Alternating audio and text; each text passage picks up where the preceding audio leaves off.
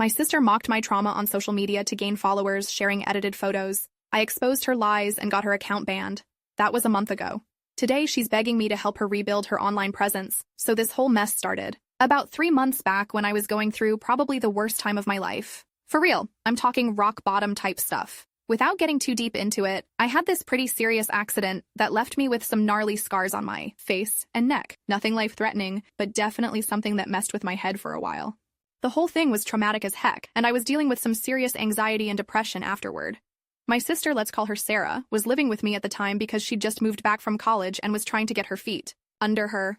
I thought having family around would help, someone to talk to, maybe watch some Netflix with, grab some Taco Bell when I wasn't feeling up to cooking. Wrong move on my part, no cap. During my recovery, I was pretty open with Sarah about everything. The nightmares, the panic attacks, how I couldn't even look in mirrors for weeks. I trusted her completely. She's my little sister after all. We'd always been tight growing up, sharing everything from clothes to secrets. I figured this would bring us closer together. Sarah had always been into social media pretty heavy. Instagram, TikTok, YouTube, the whole 9 yards. She was constantly posting content, trying to build up her follower count. Most of it was typical stuff. Outfit posts, food pics, dance videos. Nothing too crazy, just your average 20-something trying to make it as an influencer. She had maybe like 15,000 followers across all platforms, which wasn't terrible, but wasn't exactly viral either. About 6 weeks into my recovery, I started noticing some weird stuff. Sarah would ask me these really specific questions about my accident, like details I hadn't shared with anyone. She'd want to know exact dates, what the doctors said, how I felt in those first few days. At first, I thought she was just being supportive, Like maybe she was trying to understand what I went through so she could be there for me better. Then one day, I'm scrolling through Instagram while having my morning coffee. This was maybe 2 months after the accident, and I see this post from Sarah that makes my blood run cold. It's a photo of her in our bathroom mirror, and she's got these fake scars drawn on her face with makeup. The caption is talking about surviving trauma and finding strength in your scars, with all these inspirational hashtags. I'm sitting there staring at my phone like, what the actual heck is happening right now? The scars she drew looked exactly like mine. She'd even copied the specific pattern on my neck. But here's the kicker. She's talking about her trauma, her accident, her recovery journey. She completely stole my story and made it about herself. Update. Hey everyone, thanks for all the support so far. Just wanted to give you a heads up that things are about to get way more intense. I confronted Sarah about the post, and her reaction was absolutely wild. Also, I discovered something that made everything 10 times worse. Should I have gone nuclear right away, or was I right to try talking to her first? I screenshot the post immediately because I knew this was messed up beyond belief. Then I marched straight to Sarah's room and showed her my phone. Her face went white as a sheet when she saw me standing there. What is this? I asked, trying to keep my voice steady. Sarah got all defensive immediately, started talking about how social media is all about storytelling and inspiration, how she was just trying to help people who might be going through similar stuff. She said I was being selfish for not wanting to share my story to help others. But it's not your story to share, I told her. And you're literally pretending this happened to you. That's when she hit me with the most ridiculous excuse I've ever heard. She claimed she was channeling my experience to raise awareness about trauma and recovery, like she was doing some kind of public service by lying to thousands of people about having scars and surviving an accident that never happened to her. I told her to take the post down immediately. She refused, saying it was already getting good engagement and she didn't want to mess up her algorithm. The post had like 3,000 likes and hundreds of comments from people sharing their own trauma stories, thinking they were connecting with Sarah's experience. That night, I couldn't sleep. I kept thinking about all those people in the comments, opening up about their own pain to someone who was completely lying to them. It felt like such a violation, not just of my privacy, but of their trust too. The next morning, I checked Sarah's account again, hoping maybe she'd come to her senses overnight. Nope. The post was still up, and now she'd added more photos, pictures, of her with bandages drawn on with makeup, fake hospital bracelets, the whole 9 yards. She was really committing to this lie. But here's where it gets absolutely bonkers. She'd also posted photos of me. Pictures she'd taken when I was at my lowest point, right after the accident when I was still bandaged up and looked terrible. She'd edited them to make it look like they were selfies she'd taken, cropping out parts that would obviously show it wasn't her. I felt sick to my stomach. These were photos from the worst time of my life, when I felt ugly and broken and scared. She'd stolen them and used them to build her fake narrative. Some of these pics I didn't even remember her taking. She must have snapped them when I wasn't paying attention. I called my best friend Maya immediately. She'd been with me through the whole recovery process, so she knew exactly what had happened and when. Maya was absolutely livid when I showed her Sarah's posts. "This is beyond messed up," Maya said. "You need to expose this right now."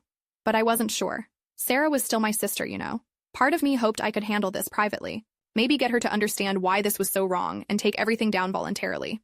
I tried talking to her one more time. Sat her down in our living room with some Starbucks, trying to keep things calm and reasonable. I explained how much her posts were hurting me, how violated I felt seeing my trauma turned into her content. Sarah's response? She told me I was being dramatic and that I should be grateful she was giving my story a platform. She said most people would never hear about my experience otherwise, so she was actually doing me a favor by sharing it with her followers. That's when I realized she was completely delusional about this whole situation. She genuinely believed she was in the right, that stealing someone's trauma for social media clout was somehow noble. Update. Okay guys, I'm shaking as I write this. I just found out Sarah has been doing this for way longer than I thought, and it's not just my story she's stolen. I also discovered she's been making money off this content. The confrontation I'm about to tell you about got heated in ways I never expected. Has anyone else dealt with family members who completely crossed the line like this? The breaking point came when I found out Sarah had started a Patreon account. She was literally making money off my trauma, asking people to support her recovery journey with monthly donations. She had this whole sob story written out about medical bills and therapy costs, none of which were real because none of this happened to her. She was pulling in like $800 a month from people who thought they were helping a trauma survivor. $800.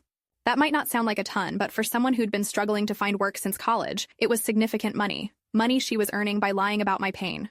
I also did some digging and found out this wasn't even the first time she'd pulled something like this. Going back through her older posts, I found at least 3 other instances where she'd taken stories from friends or family members and repackaged them as her own experiences. She'd stolen our cousin's miscarriage story, our neighbor's house fire, and even our mom's experience with losing her job during COVID.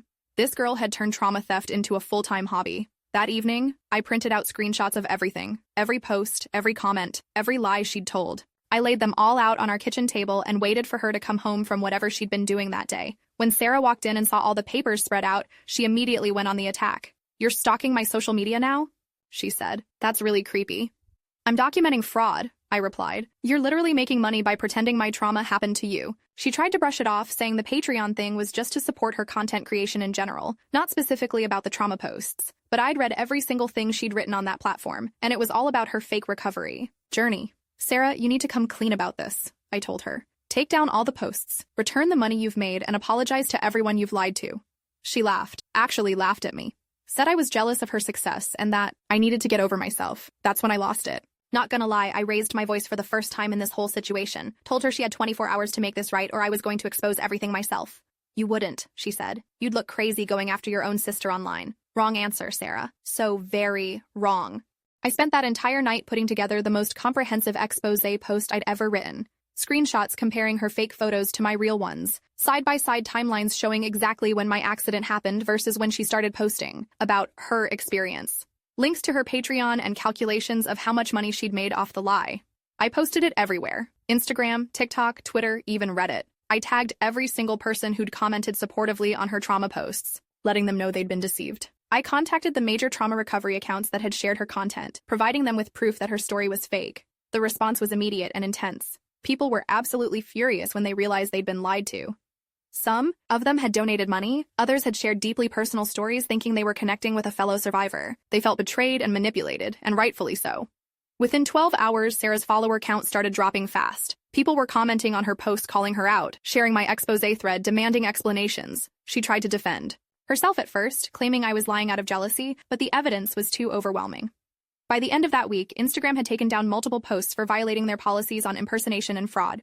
TikTok banned her account entirely. Her Patreon got suspended after several people reported it for fraudulent fundraising. Sarah was absolutely beside herself. She kept trying to get me to help her salvage the situation, saying we could work together to clear up the misunderstanding. But there was no misunderstanding. She'd deliberately stolen my trauma and profited from it. The aftermath was brutal for her social media presence. She lost about 80% of her followers across all platforms. The trauma recovery community, which is actually pretty tight-knit online, basically blacklisted her. Every time she tried to post new content, people would show up in her comments with links to my expose thread. For about 3 weeks, our house was like a war zone. Sarah barely spoke to me, and when she did, it was to blame me for ruining her life over something she still claimed wasn't that big a deal. She ended up moving out to stay with a friend because she couldn't handle being around me. Update. This is probably my final update, and honestly, I'm still processing everything that happened today. Sarah showed up at my door with what I can only describe as the most pathetic attempt at manipulation I've ever seen. You guys are not going to believe what she had the audacity to ask me. Also, I found out some information about her recent activities. That changes everything. Was I too harsh, or did she get exactly what she deserved? That brings us to today. Exactly 1 month after her social media empire came crashing down, I'm sitting at home, finally feeling like I can breathe again, when there's a knock at my door. Guess who's standing there with Dunkin' Donuts coffee and her best attempt at puppy dog eyes? Sarah looked rough, not gonna lie. She'd clearly been struggling since everything went down. Her hair was a mess, she'd lost some weight, and she had this desperate energy that honestly made me feel a little bad for her. A little. "Can we talk?" she asked, holding up the coffee like a peace offering. Against my better judgment, I let her in. We sat at the same kitchen table where I'd confronted her about the Patreon situation, and she immediately launched into this whole speech about how sorry she was and how much she'd learned from this experience. But here's the thing. She wasn't actually apologizing for stealing my trauma or lying to thousands of people. She was apologizing for not communicating better and not considering my feelings about her creative choices. She was still trying to frame the whole thing like it was just some misunderstanding between sisters. Then came the real reason for her visit. Sarah wanted my help rebuilding her online presence. She'd spent the last month trying to create new accounts and start fresh, but every time she gained any traction, someone would recognize her and share the expose thread. She was basically persona non grata in the influencer space. "I need you to post something saying we worked things out," she said. "Maybe that the whole thing was blown out of proportion, that we're good now. Your followers would believe you, and it might help people move on." I couldn't believe what I was hearing. She wanted me to publicly lie and say everything was fine, so she could go back to building her fake online empire. "Sarah, you stole my trauma," I said slowly. "You made money off my pain. You lied to thousands of people. And now you want me to help you cover it up?" She got frustrated then, saying I was being vindictive and holding grudges. She claimed she'd already paid the price by losing her followers and that I should be ready to forgive and move forward. "Besides," she added, "it's not like your accident was that serious anyway. You're totally fine now." That comment right there showed me she still didn't get it. She was minimizing my trauma even as she asked for my help recovering from the consequences of exploiting it. I told her no, absolutely not. I wasn't going to help her rebuild a platform that she'd probably just use to exploit someone else's pain down the road. Sarah left angry, slamming my door and shouting something about how I was a terrible sister. But honestly, I felt nothing but relief watching her walk away. Later that evening, Maya came over with some Ben & Jerry's and we talked through the whole situation. She told me she'd heard through mutual friends that Sarah had been reaching out to other people too, trying to get character references, asking people to post positive things about her, even contacting some of the trauma accounts that had blocked her to try to explain her side. Maya also mentioned something I hadn't known. Apparently, Sarah had tried to start a GoFundMe a week ago, claiming she needed money for legal fees to defend against cyberbullying. The fundraiser got taken down within hours after people reported it, but the fact that she'd tried it at all showed she was still looking for ways to profit off this situation. That's when I realized Sarah hadn't learned anything from this experience. She wasn't sorry about what she'd done, she was just sorry she got caught. Given the chance, she'd probably do something similar again, just more carefully next time. So here's where things stand now. Sarah's social media career is basically over, at least under her real name. She's burned bridges with most of our family after they found out what she did. Our parents are disappointed in her but keep asking me to let it go for the sake of family harmony. But you know what? I'm not letting it go. What Sarah did was a serious violation of trust and privacy. She took the worst experience of my life and turned it into entertainment for strangers on the internet. She profited off my pain while I was still struggling to recover from actual trauma. The crazy part is, I'm actually doing better now than I was before all this drama started. Exposing Sarah's lies and seeing the support from people who understood why what she did was wrong helped me process a lot of my own feelings about the accident. I felt empowered in a way I hadn't since before I got hurt. I've been going to therapy regularly, which has helped tons with the anxiety and depression. The scars don't bother me as much anymore. They're part of my story, not something for someone else to appropriate and monetize. As for Sarah, I heard through the grapevine that she's working at a Target now and living with 3 roommates in a sketchy apartment across town. She's still trying to rebuild her online presence under different usernames, but the trauma recovery community has a long memory. Every time someone figures out it's her, word spreads fast. Part of me feels bad for her sometimes. She's my sister, and I don't enjoy seeing her struggle. But then I remember how she laughed when I asked her to take down the posts, how she tried to make money off my pain, how she minimized my trauma even while asking for my help. Sarah made her choices, and now she's living with the consequences. Sometimes that's just how life works. No cap. The truth is, I'm relieved to have her out of my life right now. My house feels peaceful again. I can focus on my own recovery without worrying about what personal information she might steal and broadcast to the internet next. I've learned a lot about boundaries through this whole situation, about the difference between sharing your story to help others and having your story stolen for someone else's benefit, about the importance of protecting your privacy, especially during vulnerable times. Most importantly, I learned that family doesn't get a free pass to treat you terribly just because you share DNA. Love and loyalty have to go both ways, and Sarah proved she was only interested in what I could do for her social media brand. So that's my story. My sister mocked my trauma online for clout. I exposed her lies, and now she's facing the consequences of her actions. Would I do it all again? Absolutely. Sometimes the truth hurts, but lies hurt worse, especially when they're about the most painful parts of your life. I'm doing great now. Better than great, actually. I've got a good support system. I'm healing both physically and emotionally, and I don't have to worry about my personal business ending up as content for someone else's fake influencer career. As for Sarah, well, maybe someday she'll genuinely understand why what she did was so wrong. Maybe she'll grow from this experience and become a better person. But that's not my responsibility anymore. I'm focused on my own healing and my own future, and honestly, that feels pretty darn good.